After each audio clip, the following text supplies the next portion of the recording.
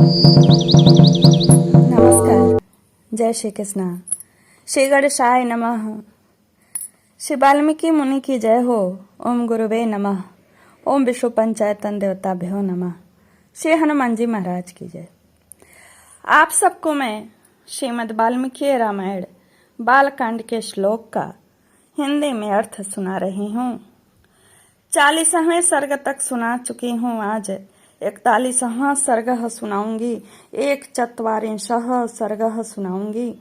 पिछले सर्ग में आपने सुना होगा कि राजा सगर के 60,000 पुत्रों को कपिल मुनि ने भस्म कर दिया।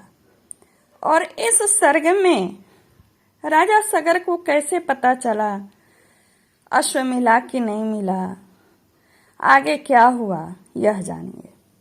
सगर की आज्ञा से अंशुमान का रसातल में जाकर घोड़े को ले आना और अपने चाचाओं के निधन का समाचार सुनाना।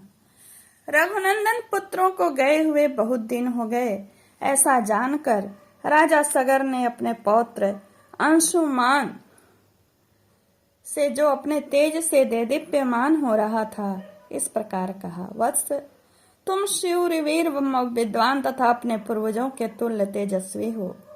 तुम भी अपने चाचाओं के पथ का अनुसरण करो और उस चोर का पता लगाओ जिसने मेरे यज्ञ संबंधी अश्व का अपहरण कर लिया है। देखो, पृथ्वी के भीतर बड़े बड़े बलवान जीव रहते हैं, अतः उनसे टक्कर लेने के लिए तुम तलवार और धनुष भी लेते जाओ।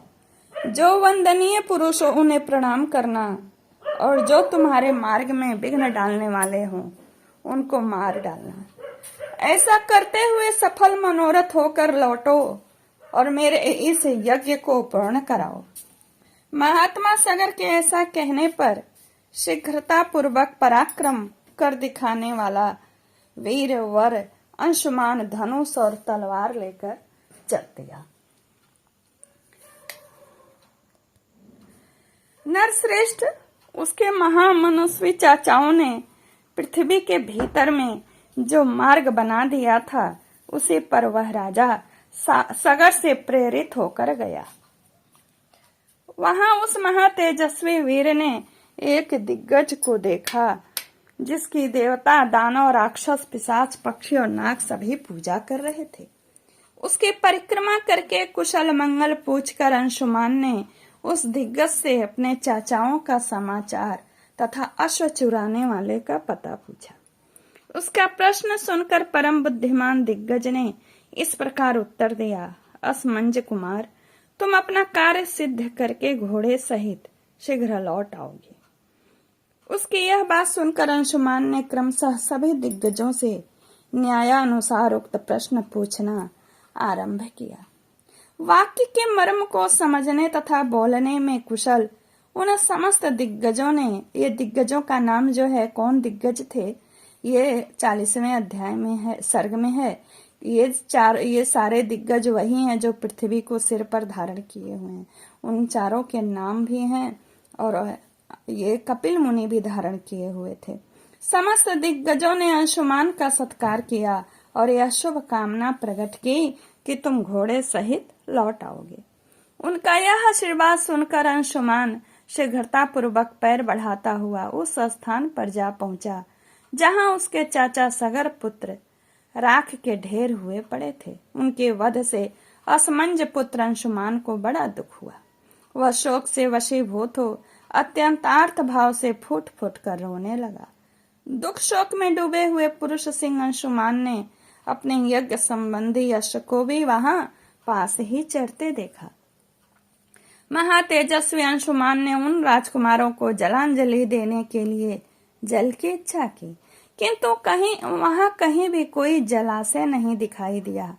श्री राम, विश्वामित्र कहते हैं, श्री राम को कथा सुना रहे ना, श्री राम, तब उसने दूर तक की वस्तुओं को देखने में समर्थ अपने दृष्टि को फैला कर देखा। उस समय उसे वायु के समान वेगशाली पक्षीराज गरुण दिखाई दिए, जो उसके चाचाओं के मामा थे, यानी सगर पुत्र, जो 60,000 पुत्र थे उनके।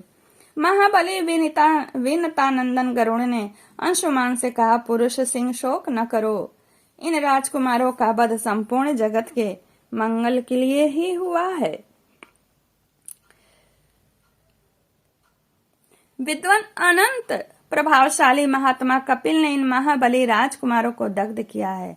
इनके लिए तुम्हें लौकिक जल की अंजलि देना उचित नहीं है। न श्रेष्ठ महाभाव, हिमवान की जो ज्येष्ठ पुत्री गंगा जी हैं, उन्हीं के जल से अपने इन चाचाओं का तर्पण करो। जिस समय लोक पावनी गंगा राख के ढेर होकर गिरे हुए उन 60,000 राजकुमारों को अपने जल से आप प्लावित करेंगी, उसी समय उन सबको स्वर्ग लोक में पहुंचा देंगी। लोक कमनिया गंगा के जल से भीगी हुई यह भस्म राशि इन सबको स्वर्ग लोक में भेज देगी। महाभाग पुरुष प्रवर वीर, अब तुम घोड़ा लेकर जाओ और अपने पितामह का यज्ञ पूर्ण करो। गरुण की यह बात सुनकर अत्यंत पराक्रमी महातपस्वी अंशुमान घोड़ा लेकर तुरंत लौट आया। रघुनंदन यज्ञ में दीक्षित हुए राजा के पास आकर उसने सारा समाचार निवेदन किया और गरुण की बताई हुई बात भी कह सुनाई। अंशुमान के मुख से यह भयंकर समाचार सुनकर राजा सगर ने कल्पोक्त नियम के अनुसार अपना यज्ञ विधिवत पूर्ण किया। यज्ञ समाप्त करके पृथ्वीपति महाराज सगर अपनी राजधानी को लौट आए। वहां आने पर उन्होंने गंगा जी को ले आने के विषय में बहुत विचार किया, किंतु वे किसी निश्चय पर न पहुंच सके। दीर्घ काल तक विचार करने पर भी उन्हें कोई निश्चित उपाय नहीं सूझा और 30,000 वर्षों तक राज्य करके वे स्वर्गलोक को चले गए। इतिहास श्रीमद् रामायणे वाल्मीकि आदि काव्ये बालकांडे 1/4 सर्गा पूर्ण। ओम श्री राम जय राम जय जय राम, श्री राम जय राम जय जय राम, श्री राम जय राम जय जय राम, श्री राम जय राम जय जय राम, श्री राम जय राम जय जय राम, श्री राम जय राम जय जय राम। श्री रघुनाथ जी की कृपा हम सब पर बनी रहे। नमस्कार।